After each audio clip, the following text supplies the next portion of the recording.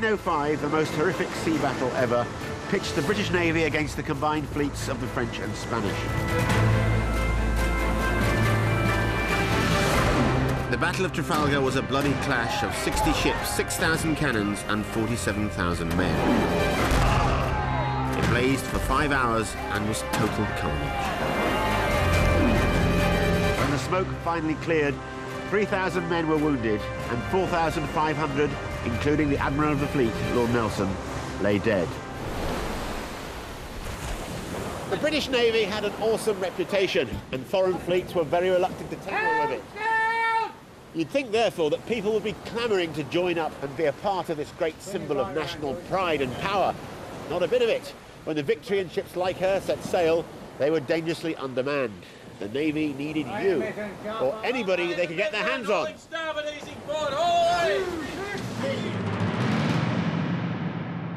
The Navy picked up potential employees wherever they could find them, in the street or even in the pub.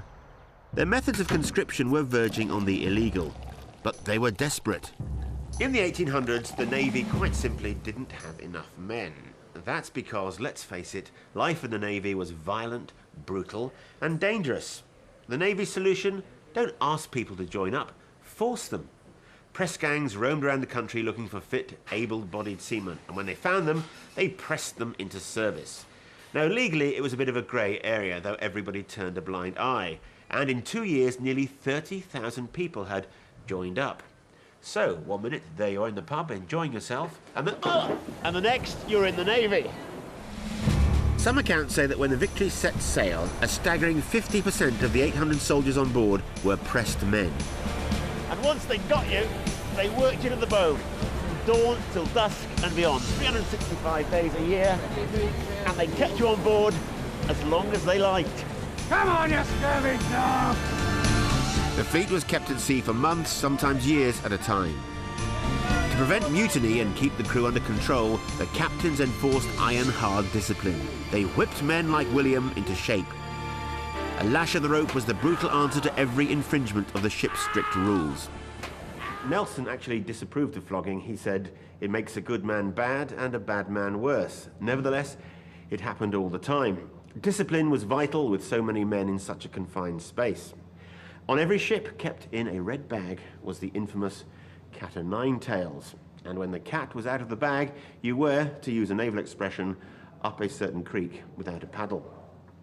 The cat was just a piece of old rope, split and knotted at the ends. It was designed to cause excruciating pain. The boatswain cracked it on the bare backs of any sailor found insolent, drunk or disorderly. Ian. Right. The cat is out of the bag? So I see. On deck, Ian Bloomfield, our resident boatswain, is a practised hand at flogging. Is this a typical cat o' nine tails? And is this... It is. There's a couple of other types. You could have a wooden handle or a rope handle, or you could go into the thieves' cat, which is very similar, only with heavier knots. Obviously, the thieves' cat, as its name suggests, would generally only be used against people who have stolen. Right. And you wouldn't use it a lot, because of the very nature of it, you're going to cripple a man. And you don't want to cripple him, you want him back to work. All right, Ian, you go first, mate. You've got the wooden shafted one. Right, give us a little room to swing. I will, don't you worry, mate. It's such a vicious punishment, we can only exact it on a dead pig. But imagine if it was your back. The blow was so strong it would knock a man over, so they tied him to a rack. What sort of crimes would merit this punishment? Well, the captain had the right to give you a punishment of a flogging for anything, ranging from drunkenness, filthiness, because obviously we're a very clean service, wet clothes below deck, being asleep on duty, not being on watch. If I got drunk, which of course is highly unlikely, what would I get? Once you've been caught twice, you'd be getting a dozen lashes. And if you got caught a third time, obviously it would go up and up and up. If the captain had enough against you, he wouldn't just punish you for one thing. It'd be drunkenness and failing to do your duty. Drunkenness and insolence. He would round it up and give you more and more. Because once you're at sea, captain is second to God, and he's closer. The knots of the cat sliced through skin. One eyewitness account described a beating. His back resembles so much putrefied liver, and every stroke of the cat brings away congealed blood. And the boatswain's mates are looked at with the eye of a hawk to see they do their duty and clear the cat's tail after every stroke, the blood at the time streaming through their fingers. The punishment has got to be severe enough so that everyone else looks at you and thinks, I'm not having that done to me. And what other punishments apart from the cat do they have? If a man was caught stealing, right, they could actually be made to run the gauntlet. Right. What would happen is all the men would be paired off and spread around the deck. Right. Every man would then be issued with a nittle, which is a small 3-yarn rope. Yeah. Just brought together, small knots put into it. After 12 lashes or so with the thieves' cat, then lashed to a chair or a barrel or whatever convenient thing, dragged round the deck once. And every man he passed was expected to cut him.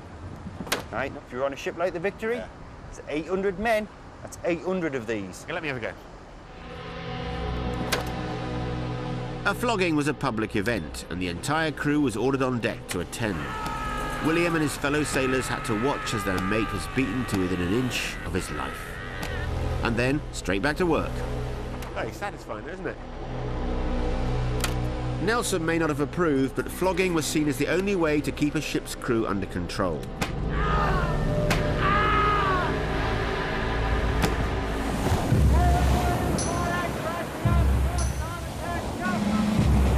Nelson needed a highly trained, hard-working and above all, disciplined crew. But that's a lot to ask of so many men stuck on a boat out at sea for years on end. No surprise then that life on board a battleship was like a pressure cooker. It drove the sailors mad, literally. Seamen were 7 times more likely than ordinary civilians to be classed as insane. The officers put it down to the gallons of rum the sailors drank, or the fact they were always bashing their heads on low beams. Yeah, right. But there were more obvious reasons. It could have had something to do with never getting off the boat. Some men were at sea for years on end without so much as touching dry land. Never having any privacy. This was where you went to the loo, along with 800 others. Or here. It was a dirty, damp and unsanitary existence. The ship would be awash with rotting food, live animals and rats. In such close confines, illnesses like typhus were rife. For every 1 man killed in battle, 40 died of disease. And if they didn't die of disease... These sailors' bodies were broken by the heaving, the hauling and the height. And when they weren't slaving up top, they might grab a meal in the airless decks below. Sailors ate the same thing every day, salted to make it last the journey and boiled to bits to kill off any disease. It wasn't bad, but it was boring. They cooked food like this, the first boil in the bag ever. The sailors had this meal twice a day. Not much variety, but plenty of carbohydrate and protein to keep you going. They also had ship's biscuits. These were baked hard to make them last longer and to stop mould growing on them. And if they were found with weevils on them, they were thrown overboard. The Navy wanted you healthy, not sick. And after dinner, this is where you'd sleep, in a hammock with 800 others. Well, not in the same hammock, you'd have your own hammock. Head to head, shoulder to shoulder. If one rolls over, we all roll over. A sailor's hammock wasn't just his bed, it was also his coffin. If he died during the voyage, he'd be sewn up in his hammock, weighted down and thrown overboard. Perhaps you could cope with these things one at a time, but altogether it must have been mentally crippling. But there was a consolation. The daily alcohol allowance. You were allowed 4 pints of beer, or a pint of wine, plus a quarter of a pint of rum or brandy per day. Excellent. Suddenly it makes it seem all worthwhile. But then again, being drunk was a punishable offence, so there was no way out. Oh, what the hell. But this grim routine and iron discipline was what made seamen like William Jones fit for battle. And they needed to be. The Navy was the only force protecting England from the constant threat of invasion and occupation. Napoleon Bonaparte was looking to expand his French Empire. He'd already targeted most countries in Europe and parts of North Africa. Next on his list was Britain. On the 21st of October 1805, Nelson's men were put to the ultimate test. Massed fleets of France and Spain sailed out of the port of Cadiz to engage the British Navy in battle. It was to be the most famous sea battle in our history.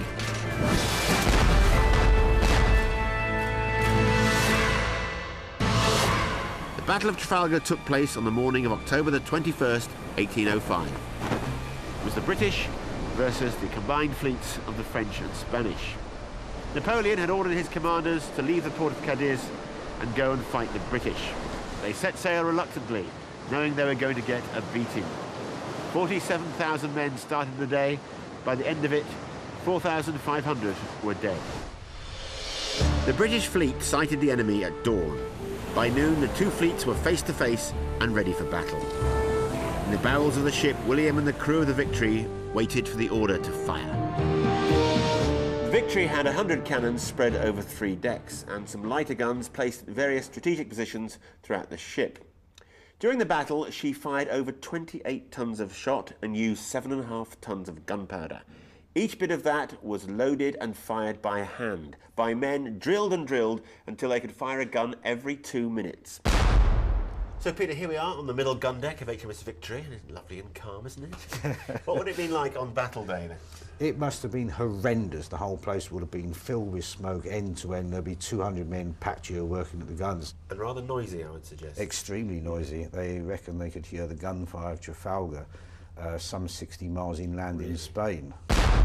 You had to be careful because every time you fire, there's a lot of force going out this way, but equally, as that charge goes off, the force has got to come up through the vent of the gun. The flame out from here would be something like 12 feet high from the floor. So this is going up here and it's dissipating all the way, hence why there is so much smoke. Lots of smoke going out there, but equally a lot of it coming and blanketing at the top level here. What sort of balls are we talking? I mean, we are talking balls here.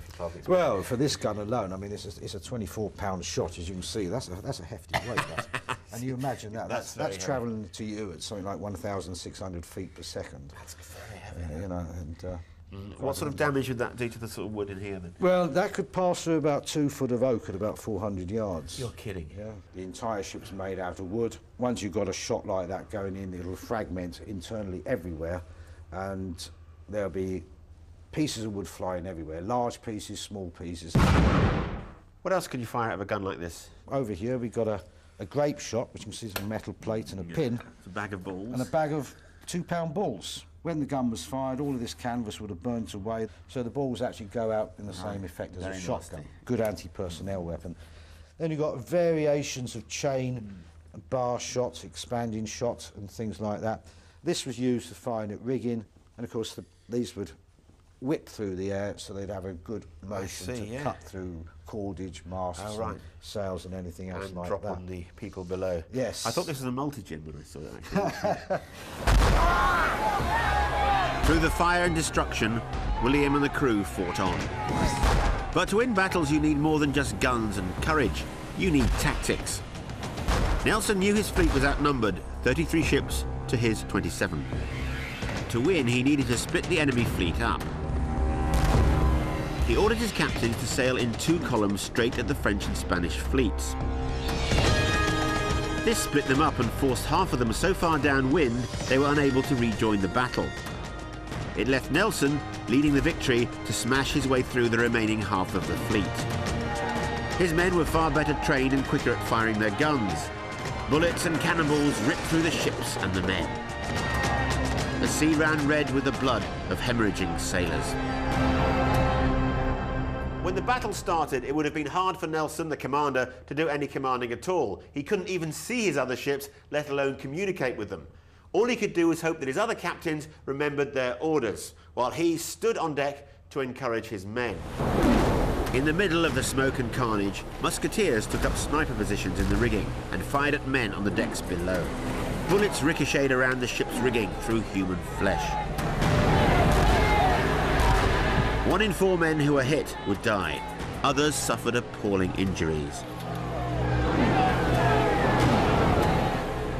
Wounded men were brought down here, deep in the bowels of the ship, to the surgeon. It was first come, first serve, no matter how bad your wounds were.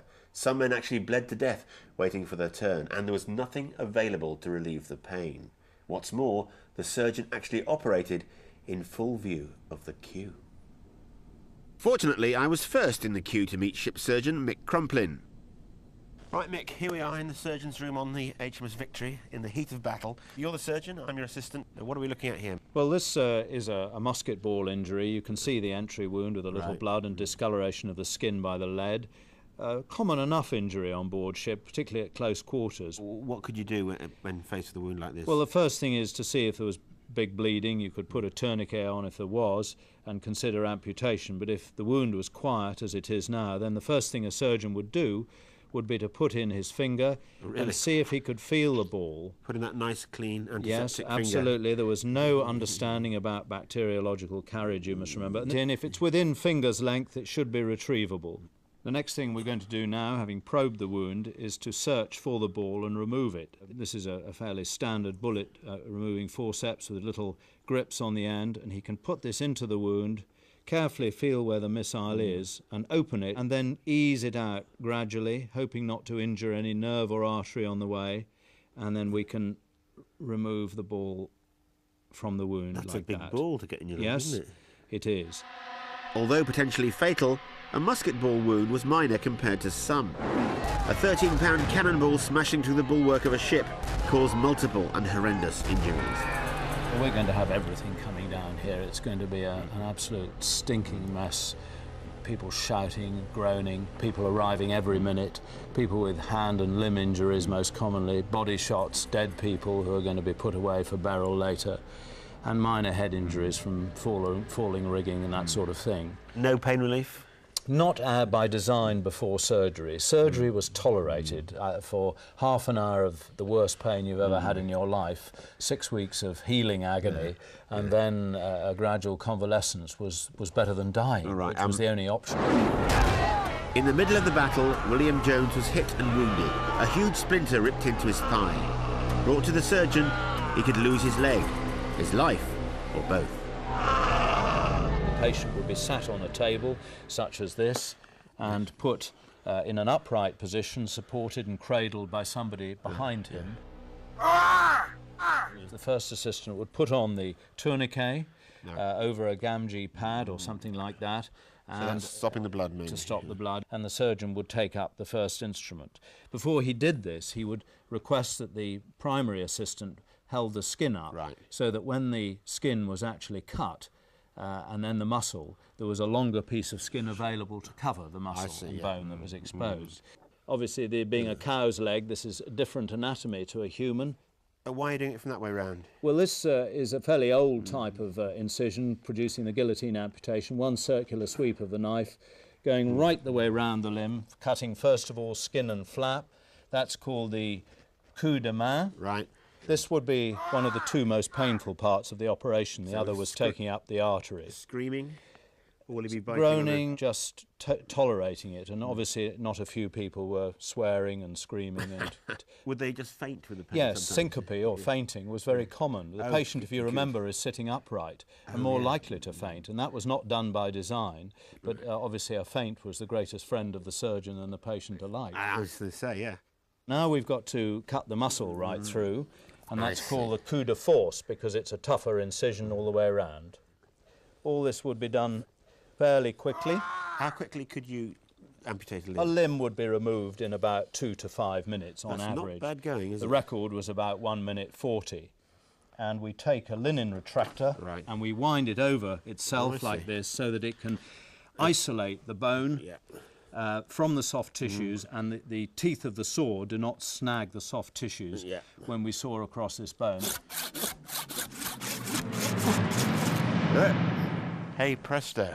And that's the bone sawn across and the soft tissues protected. What happens to the wound now? How do you clean it up? Well, you clean it down with a sponge, a common sponge, to clean the wound, to clean the instruments, and to clean the surgeon's hands. In as clean water as was available? Yes, indeed. That would be slopped out now and again and changed. Will that be free from infection, or is there a big chance of infection? There's quite a considerable chance of infection in this wound. If it's done quickly by a competent surgeon, that helps. But of course, the real cause of infection is the clothing that's smashed into the wound when the missile or splinter strikes, or the bacteria and whatever it is. The incidence of infection in primary amputation was probably about 30 or 40%, I would think. Right. Before we can remove the tourniquet, however, we have to take up the arteries to stop the bleeding when the tourniquet is removed. We can now close the wound with a looser skin, either with adhesive tapes or stitches. William lost his leg but survived the battle. Admiral Nelson was not so lucky. At the height of the battle, he was fatally wounded by a sniper. A musket ball ripped through his chest, severing his spinal column. It took 3 long hours for Nelson's life to ebb away. To protect morale, his death was kept a secret. His crew fought on throughout the day. The British picked out their opponents one by one, split them off from the fleet, and laid into them with their superior firepower. The enemy never stood a chance. 1 ship was sunk, and 17 were boarded and captured. The harsh regime of life in Nelson's fleet had paid off. More than 1,200 men like William were injured, and nearly 450 died. But the drills and discipline had ensured that the British Navy was invincible. The Battle of Trafalgar was a triumph. The British trounced the French and Spanish fleets. Nelson was dead, but Napoleon was the loser. The Royal Navy ruled the waves. Rory McGrath's back next, this time looking at some of Bloody Mary's grisliest instruments of torture, the rack and the scavenger's daughter, as Bloody Britain continues.